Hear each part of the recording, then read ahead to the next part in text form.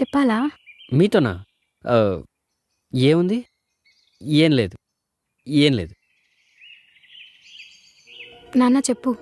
అమ్మా, అబ్బాయిని కలిసావా? మాట్లాడావా? నాన్న సరే అలాగే. అమ్మ స్వాతి, నేను మీ నాన్న మాట్లాడుతున్నాను. వినపడుతుందా? వినిపిస్తోంది నాన్న. అబ్బాయిని కలిసావమ్మా? కలిసాను నాన్న. నేను మళ్ళీ ఫోన్ చేస్తాను. ఎవరు? మా నాన్న. ఏంటంట? మీ గురించే అడుగుతున్నారు. నా గురించా? నేను మీ నాన్నగారికి తెలుసా? నేనే చెప్పాను. ఏం చెప్పారండి? మీరు చాలా మంచివారని, హెల్పింగ్ నేచర్ ఎక్కువ, ఇంకా మీరంటే నాకు ఇష్టమని. చెప్పు చెప్పు, ఆగిపోయావే. నేనంటే ఇష్టమా? ఎంత ఇష్టం? మా అమ్మంట. ఏమైంది? ఏంటలా ఉన్నారు? నేనేదైనా తప్పుగా బిహేవ్ చేశానా? లేదు, నేనే నా గురించి మీకు చెప్పకుండా తప్పు చేశాను. మీకు తెలిసి నాకెవరూ లేరని. కానీ నేనేం చేస్తానో మీకు తెలీదు. అది తెలిస్తే నేనంటే ఇష్టం ఉన్న మీరు నన్ను అసహించుకుంటారు. నేను ఒక దొంగని. చిన్నప్పుడు ఆకలి బాధను తట్టుకోలేక ఓ టిఫిన్ బండి దగ్గర కడుపు నిండా టిఫిన్ తిని వాడు పైసలు అడిగితే పరిగెత్తాను. అప్పటి నుంచి ఇప్పటి వరకు పరిగెత్తూనే ఉన్నాను. ఎప్పుడైతే మిమ్మల్ని చూశానో ఆ క్షణమే ఆగిపోయాను. మీరు ఒప్పుకుంటే మీతో కలిసి నడవాలనుకుంటున్నాను. కానీ ఒక్కటి మాత్రం నిజం, మీరు ఒప్పుకున్నా ఒప్పుకోకపోయినా నా పాత జీవితాన్ని పాతిపెట్టి కొత్త జీవితాన్ని ప్రారంభిస్తాను. ఐఎమ్ రియల్లీ సారీ అండి. ఈ విషయం మీకు ముందే చెప్పాల్సింది. అదిగో మళ్ళీ అండి అంటున్నారు. సారీ స్వాతి. మీ మంచితనం ఏంటో మరోసారి నాకు అర్థమైంది. నిజంగా ఈ రోజు నా జీవితంలో మర్చిపోలేని రోజు. I love you Raja. I love you two. ఏంటి బాబాయ్, ఎక్కడికి వెళ్ళొస్తున్నావు? సరుకులు కొని తీసుకొస్తున్నాను రా. ఎరా రాజా, ఏదో ఎగ్జామ్ రాయటానికి వెళ్ళావు కదా, రిజల్ట్ ఏమైంది? కాయా పండా? ముందు స్వీట్ తీసుకో బాబాయ్. నోరు తీపి చేస్తున్నారు అంటే ఏదో గుడ్ న్యూసే అయి ఉంటుంది. ఒకటి కాదు బాబాయ్, 2 గుడ్ న్యూస్లు. రెండా? అవును బాబాయ్, ఆ రోజు నువ్వు అన్నావు చూడు, ఎంతకాలం ఈ వ్యాపారం, లైఫ్లో సెటిల్ అవ్వండిరా అని. ఆ వ్యాపారాలన్నీ మానేసి ఉద్యోగ ప్రయత్నాలు మొదలుపెట్టాను బాబాయ్. ఓ సూపర్ మార్కెట్లో ఉద్యోగం కూడా వచ్చింది. ఇక నుంచి ఇష్టపడి పనిచేస్తూ నిజాయితీగా బతకాలనుకుంటున్నాను. చాలా మంచి నిర్ణయం తీసుకున్నావురా. కష్టపడి పనిచేస్తే కడుపే కాదురా, మనసు కూడా నిండుతుంది. నీ సంకల్పానికి ఆ దేవుడు కూడా ఆశీస్సులు ఇస్తాడు. దర్జాగా ఉద్యోగం చేసుకుంటూ హ్యాపీగా బతకరా. అవును, మరి ఆ రెండో వార్త ఏంటి? నువ్వు వినాల్సిన అసలు వార్త ఇదే బాబాయ్. అన్న పరీక్షలో పాస్ అయ్యాడు, ప్రేమలో పడ్డాడు. ఆ అమ్మాయి ఎవరో కాదు, ఆ రోజు డబ్బులు పోయాయి బ్యాంకు. అవును, ఆ అమ్మాయి పేరేంట్రా? స్వాతి బాబాయ్. స్వాతి పేరు బ్రహ్మాండంగా ఉందిరా. ఆ అమ్మాయి రూపానికి తగ్గట్టు. చాలా మంచి విషయం చెప్పారా. ఆ అమ్మాయి ఉద్యోగం చేస్తుంది, నువ్వు ఉద్యోగం చేయబోతున్నావు. వారం రోజుల్లో ఎంత మార్పురా. ఎక్కడో ఉన్న అమ్మాయి నా టీ కొట్టు ముందు బ్యాగ్ పోగొట్టుకోవటం ఏంటి, అది నువ్వు తెచ్చి ఇవ్వటం ఏంటి, మీ పరిచయం ప్రేమగా మారటం ఏంటి. నిజంగా దేవుడు చాలా గొప్పోడురా. మీ ఇద్దరిని చల్లగా చూడాలి, సంతోషంగా ఉండండి. బాబాయ్, మా జీవితానికి పెద్ద దిక్కు మీరు. మీ ఆశీస్సులుంటే ఖచ్చితంగా బాగుంటాం. రే బద్రి అన్న, నువ్వు బాబాయ్తో వెళ్ళు. అలాగే. నేను అక్కడ షాప్కి వెళ్ళి ఓనర్తో నీ గురించి కూడా మాట్లాడొస్తాను. సరే అన్న. వస్తాను రా. ఓకే బాబాయ్. అన్నేమో దొంగతనాలు మానేయమన్నాడు, మన బాడీ ఏమో రాయల్గా రాబరీకి అలవాటు పడిపోయింది. ఇప్పుడు ఎలా? అన్నా, ఏమైంది ఇంత లేట్ అయింది? ట్రాఫిక్ రా, మామూలుగా లేదు, చుక్కలు కనబడ్డాయి. ఓనర్తో మాట్లాడాను రా, రేపటి నుండి మన ఇద్దరిని వచ్చి జాబ్లో జాయిన్ అవ్వమన్నారా. అంటే మనం ఎంప్లాయీస్ అన్నా? మన జాబ్ ఏంటన్నా? జాబా? వైట్ కాలర్ జాబ్ రా. అంటే నీది లోడింగు, నాది అన్లోడింగు. అర్థం కాలేదన్నా. అదేం లేదురా, వాళ్ళు సరుకులు ఇస్తారు, వాళ్ళు చెప్పిన చోట మనం డెలివరీ ఇస్తే చాలు. అంతేనా? అంటే మీకు ఓకేనా? అదేంటన్నా అలా అంటున్నావు? పర్లేదు చెప్పండి సార్. మీరు ఎక్కడుంటే అక్కడే కదా అన్నా. అంటే మీరు పెద్దోళ్ళు కదా. అదేం లేదన్నా. వెళ్ళి టీ తీసుకురా. సరేనన్నా.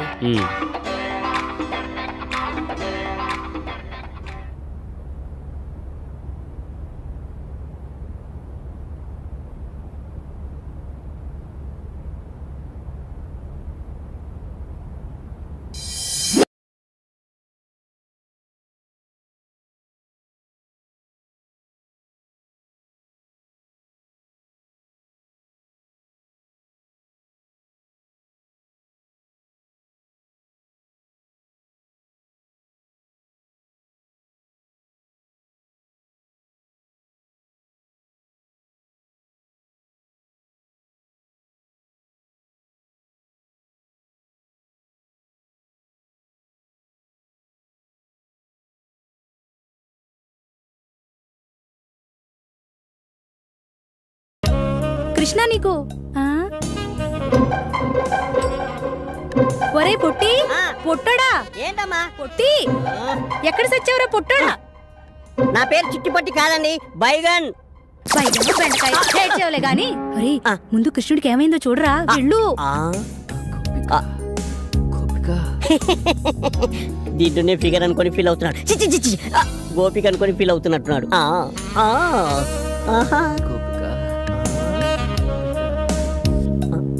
అబ్బో గోపిక బంగారం లాంటి కళ చెదర కొట్టావు కుదరా ఎదవా. ఏ నాన్న ఏమైంది? మంచినీళ్ళు ఏమన్నా కావాలా? ఇప్పుడే తెస్తాను. అమ్మగారు నాకు అసలు అలాంటి కళలు ఎందుకు వస్తున్నాయో అర్థం కాలేదు. నేను ప్రేమిస్తున్న నా ఊహా సుందరి గోపికల గురించి ఆలోచిస్తుంటే హాస్టల్లో ఉన్న అమ్మాయిలందరూ నా కళ్ళలోకి ఎందుకు వస్తున్నారో అర్థం కాక నా గోపికని ఎలా కనిపెట్టాలో తెలుసుకోవడం కోసం ఒక జ్యోతిష్యుడి దగ్గరికి వెళ్ళాను. రామ్మా సుభద్ర, బయటకొచ్చి కృష్ణుడి గారి జాతకం ఎలా ఉందో చూసి చెప్పమ్మా. బాగా ఆలోచించు. అది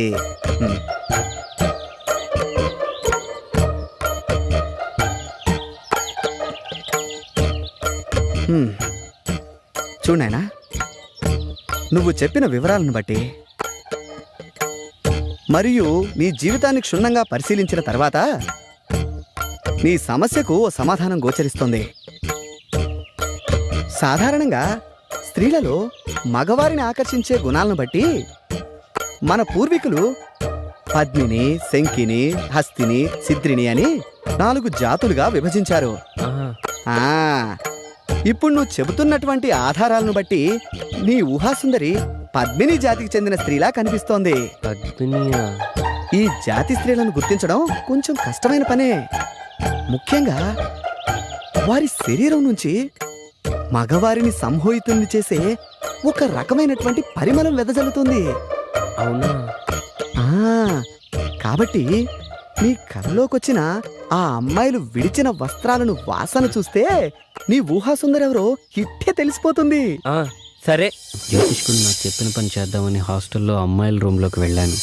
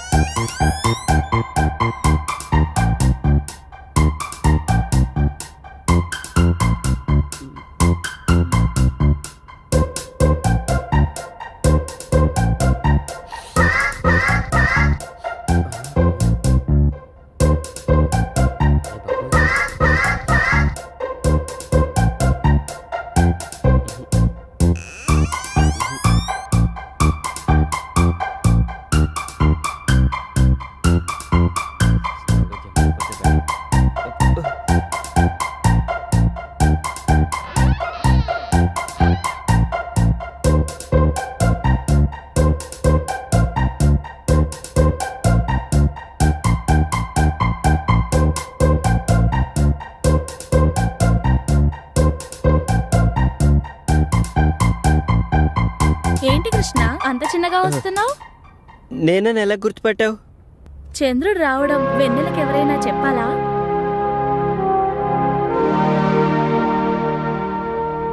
రా కృష్ణ కూర్చో. లేదు, బాత్రూంలో వైరింగ్ ప్రాబ్లం ఉందని కంప్లైంట్ ఇస్తే చూద్దామని వచ్చాను. వస్తా.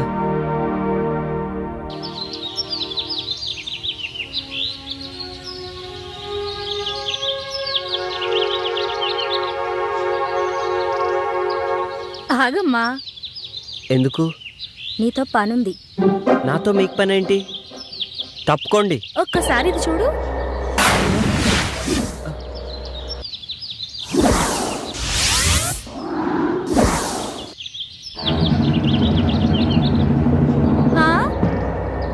పనేంటో చెప్పండి.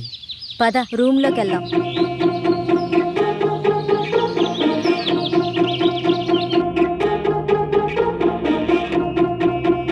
కూర్చో.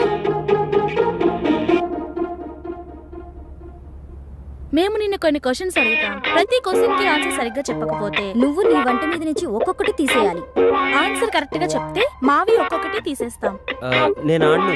నీకు వేరే చాయిస్ లేదు. సరే, క్వశ్చన్ అడుగు. నా దగ్గర 2 బాల్స్ ఉన్నాయి, అవేంటో చెప్పు. బాల్స్ అంటే నాకు తెలీదు.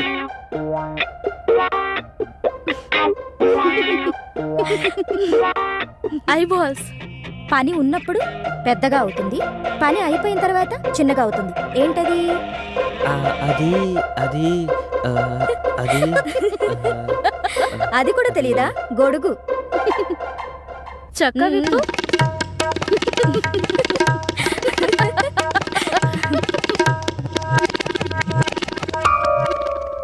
అయితే సరే, ఆడవాళ్ళకి 2 ఉంటాయి, మగవాళ్ళకి 1 ఉంటుంది. అదేంటో చెప్పు.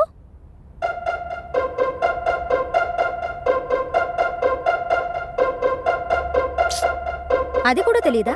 ఇంటి పేరు. ప్యాంటిప్పు. ప్యాంటిప్పు.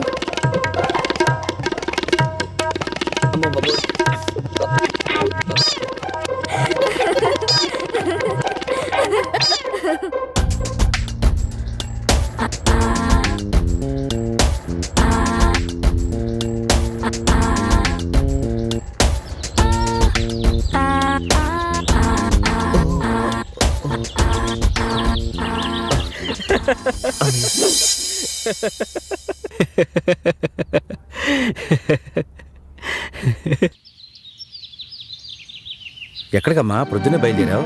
మీకు రాత్రే చెప్దామనుకున్నాను నాన్న, కానీ మీరు వచ్చేసరికి నేను నిద్రపోయాను. పొద్దున్నే లేచి చూస్తే మీరు లేరు. మాధవరావు ఏదో పనుందని ఫోన్ చేస్తే వెళ్ళొస్తున్నానమ్మా. ఏంటి విషయం?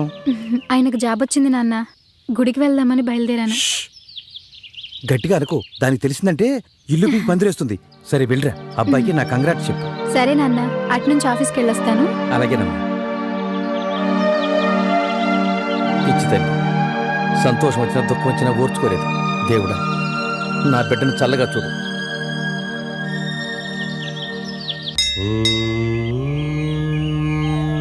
నమస్కారం అండి. రామ్మా, కూర్చో. నిన్న సాయంత్రం అనుకుంటా ఎందుకో నువ్వు గుర్తొచ్చావు. ఏంటి సంగతులు?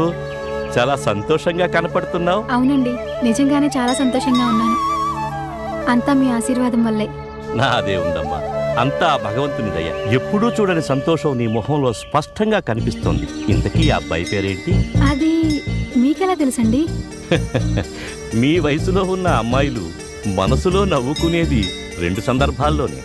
మొదటిది మనసుకు నచ్చిన తోడు దొరికినప్పుడు, రెండవది తొలిచూలు కాన్పుకు సిద్ధమైనప్పుడు. మీ విషయంలో మొదటిదే కరెక్ట్ కదా? నిజమేనండి. నా జీవితంలో ఇలాంటి సంతోషకరమైన క్షణాలు వస్తాయని నేను కల్లో కూడా ఊహించలేదు. అంతా ఓ అద్భుతంగా ఉంది. చూడమ్మా, శిశిరం వచ్చి ఆకులన్నీ రాలిపోయి మూడువారిన చెట్టుకు మళ్లీ వసంతం వచ్చి కొమ్మలు చిగురిస్తాయి. కొత్త ఆకులతో ఆ చెట్టు కళకళలాడినట్టు కష్టాలతో కాపురం చేసిన జీవితానికి సుఖాలు కూడా స్వాగతం పలుకుతాయి. ఇంతకీ ఆ అబ్బాయి పేరేంటమ్మా? అతని పేరు రాజా. నా అని వాళ్ళెవరూ లేరు. నేనంటే తనకు చాలా ఇష్టం. మంచి మనసున్నవాడు. ఎవరూ లేని పిల్లలకు అన్నీ తానే ఆదుకుంటున్నాడు. ఇప్పుడు నా కోసం ఉద్యోగం కూడా చేస్తున్నాడు. శుభం. మరి ఇంట్లో వాళ్ళు ఏమంటున్నారు? నాన్నగారు ఒప్పుకున్నారు. అమ్మకి మాత్రం ఇంకా తెలీదు. ఎలా చెప్పాలో కూడా అర్థం కావట్లేదు. ఆ ఒక్క విషయంలోనే నాకు భయంగా ఉంది.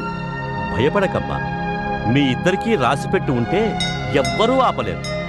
ఎవ్వరినీ పట్టించుకోకుండా నువ్వేది చేయాలనుకుంటున్నావో అది చెయ్యి. నువ్వు అనుభవించిన కష్టాలన్నీ పోయాయి. ఇక నీ జీవితం చాలా బాగుంటుంది. అన్నీ మర్చిపోయి హాయిగా ఉండు తల్లి. సరేనండి, మిమ్మల్ని కలిస్తే నాకు చాలా సంతోషంగా ఉంటుంది. ఉంటానండి. మంచిదమ్మా. ఈసారి వచ్చేటప్పుడు అబ్బాయిని కూడా తీసుకురా.